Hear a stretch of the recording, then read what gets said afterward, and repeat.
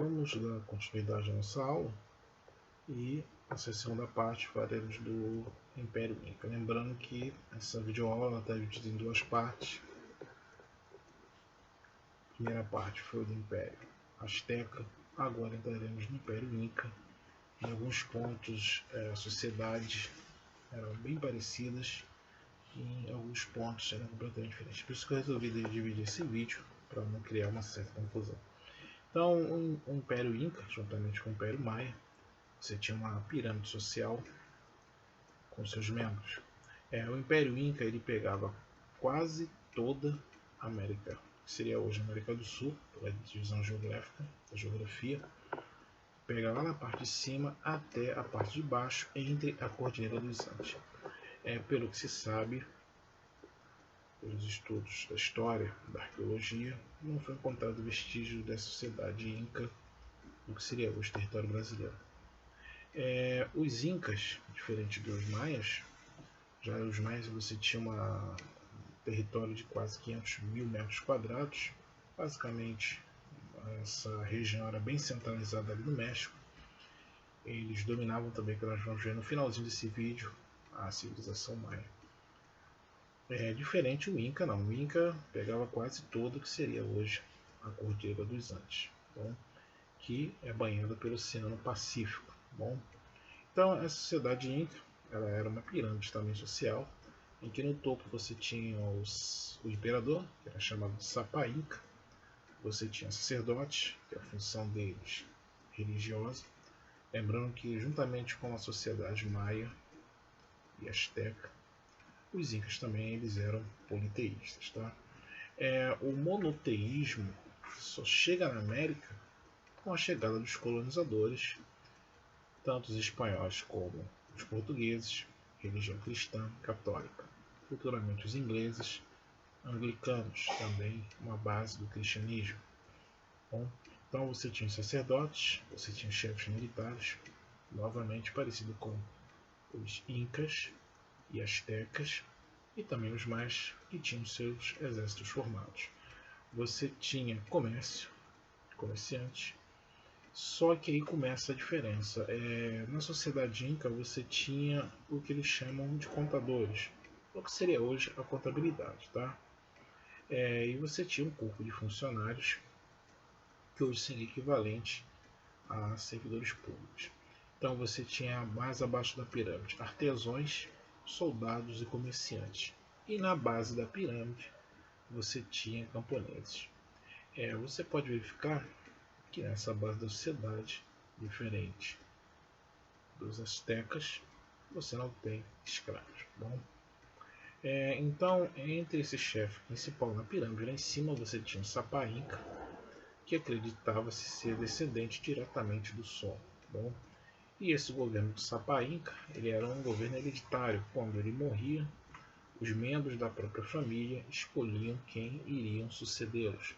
No caso dos sacerdotes, responsáveis pela religião, chefes militares pela organização do império, já que os incas também tinham um exército bem organizado, forte. Você tinha os contadores, comerciantes, funcionários, artesãos, camponeses. Bom, então essa sociedade era uma sociedade bem estruturada novamente, indo contra aquele pensamento europeu que esses povos, somente esses três principais, incas, astecas e maias, eram povos completamente atrasados, tá? Então esse Sapa Inca era o imperador e o Império Inca ele se expandiu bem juntamente com o Império Azteca, usando o exército em algumas ocasiões ou em outras ocasiões tentando fazer acordos de comércio. Ou seja, o povo que aceitava a se juntar ao Império Inca, a eles era cobrados apenas impostos ou troca de favores. Aqueles povos que não aceitavam o domínio Inca, a eles era usada a força do exército, tá? Possivelmente dominados e pagavam impostos, e você tinha o trabalho da mita. O trabalho da mita, que quando os espanhóis chegam aqui na América, eles também observam essa forma de trabalho e adotam em toda a América Espanhola. Tá? Não na América Portuguesa, que o sistema de colonização, apesar de ser o mesmo, que vai ser a exploração, ali você tem um trabalho inicialmente indígena e depois você tem o trabalho da mão de obra escrava. E como é que essa mita funciona? O camponês, a sua produção lá, a base, já que o camponês sustentava a sociedade inca, ele tinha que ceder parte da sua produção ao Sapa Inca e outra parte aos sacerdotes, e o que sobrava entre eles e as outras partes da sociedade inca. Você não tinha um dinheiro como nós conhecemos hoje. Isso se dava por trocas de produtos. E esses agricultores, esses camponeses, eles tinham uma grande dificuldade, que era como você iria praticar agricultura numa região que era praticamente de montanhas e rochosas. Eles desenvolveram uma técnica de agricultura que até hoje é utilizada, que é a agricultura em base de terraços. Diferente dos astecas, que usaram as chimpanas, que eram as ilhas artificiais, os incas construíram terraços, que está aí na página do livro aí, se eu estiver enganado, lá entre o meio do capítulo 7, em que você basicamente construía valetas, descia no morro, entre o espaçamento você plantava as sementes, e quando a água da chuva descia, essa água automaticamente regava o solo. Então você vai ver a ingenuidade do homem tentando vencer desafios na questão geográfica. Então é por isso que novamente venho falar que você falar que esses povos eram atrasados, isso é uma coisa errada, e que felizmente a história cada dia mais consegue comprovar que eram povos completamente desenvolvidos. Tá? Então esse Império Inca ele tinha aproximadamente 24 mil quilômetros de estrada. Era um império que era ligado por estradas, e essas estradas eram fundamentais para o deslocamento de pessoas, do exército e de um sistema de informações, que hoje você pode chegar, você pode até ser um correio. A mesma coisa de um sistema adotado no Império Persa, em que você ia numa estrada real e em intervalos de quilômetros você tinha mensageiros. Um mensageiro chegava no posto, entregava informação, ele continuava levando essa informação até chegar ao seu destino. Bom? Então você tinha um período, uma composição de estradas de 24 mil quilômetros. Muitas dessas estradas hoje em dia ainda são utilizadas, são pavimentadas, que são estradas que ligam territórios entre os países como Chile, Colômbia, Bolívia, Peru e que seria hoje uma parte também da Argentina. Tá? Então você tinha um império formado, você tinha a agricultura novamente como base de relações entre essas cidades. As cidades dominadas elas pagavam impostos, da mesma forma que as cidades que entravam em acordo com a sociedade ou do Império Inca. E o chefe principal desse império era o Sapa Inca. A economia, basicamente a agricultura. Mas eles não desenvolveram a escrita, pelo que se sabe, mas desenvolveram um sistema que era o chamado Quipu. O Quipu era um conjunto de nós, e ali você controlava a quantidade de pessoas, quantidade de alimentos, que entrava, que saía.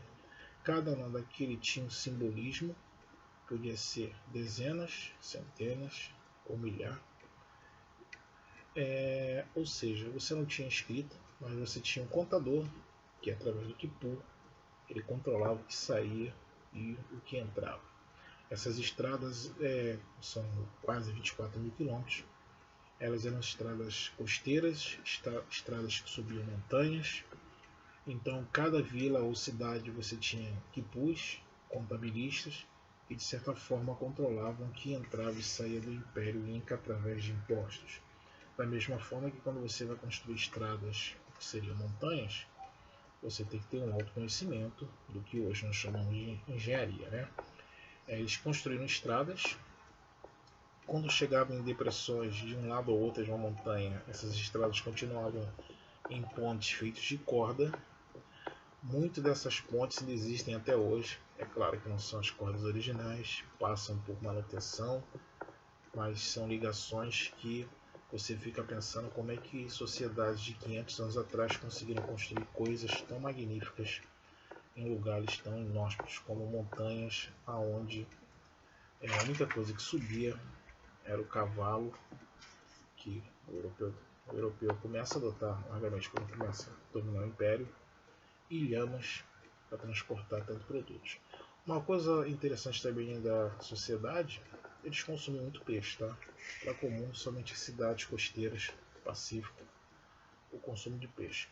Então você vai ter uma economia agrária, você vai ter uma economia também voltada para o artesanato, você vai ter uma economia voltada artesanato, agricultura, você vai ter arquitetura. Se vocês repararem no livro, essas construções que estão aí na página, parece que não tem cimento, né? Parece que as pedras elas se unem de uma forma mágica. Não, isso é uma técnica que a gente, na construção civil que se usa, construção de triângulo e trapézio, em que o próprio peso ela sustenta a pedra de cima. E muito do que vocês estão vendo nessas fotos aí são casas e construções da época com 500, 600, 700 anos. Estão aí inteiras até hoje, né? Em algumas cidades do Peru, o sistema, para vocês terem ideia, de abastecimento de água das cidades ainda é do período do Império Inca. Você anda pela cidade e você vê aquela água passando limpa nas portas de casa e um sistema de esgoto que era completamente separado desse abastecimento de água. Novamente, você vai ter uma sociedade que se preocupava muito com o projeto das suas cidades. Bom, isso hoje nós chamamos de arquitetura ou ocupação urbana. Então, esse império, o mais curioso desse império Inca, ele praticamente vai subir. Muitos dos espanhóis, quando chegaram na colonização da América, o Império Inca, encontraram cidades vazias. A mais importante dela é Machu Picchu, encontrada no século XIX, pela exploração arqueológica, e era um grande centro religioso. Bom, não vivia mais ninguém nessa cidade, ela foi encontrada basicamente toda coberta pela vegetação da época. Hoje a cidade, ela, claro, foi limpa e hoje é um centro de visitação turística. Pelo que eu saiba, você leva cerca de 1 hora ou quase 2 horas subindo a lombo de burro até chegar na cidade. Ou seja, você tinha cidades com mais de 3.000 metros a 2.500 metros de altitude do mar. Então imagina você subir e descer essas montanhas, construir estradas, desenvolver o império e claro, a economia. Exímios arquitetos metalúrgicos também já trabalhavam no metal, somente também com os astecas e os maias. Então já era uma sociedade que, se você for comparar as sociedades europeias, o grau de desenvolvimento em alguns aspectos era muito superior e outros aspectos não. Um aspecto que você pode considerar que eles não tinham conhecimento era o uso da pólvora. A pólvora eles não tinham esse conhecimento, mas em outras questões essas sociedades eram bem mais avançadas do que as sociedades europeias. Tem uma história que conta que um espanhol ele partiu lá do sul do Brasil, uma coluna de cerca de 2.500 ou 3.000 homens, e o que ele procurava era a famosa Cidade do Ouro. Uma história que se conta desses povos pré-colombianos que existiam cidades que até os telhados eram de ouro. Pelo que se sabe, não voltou ninguém que foi atrás desse tesouro. Acredita-se que esses quase 3.000 homens ou morreram no caminho atacado por outras tribos indígenas, ou sucumbiram por doenças tropicais, ou simplesmente se perderam e pareceram.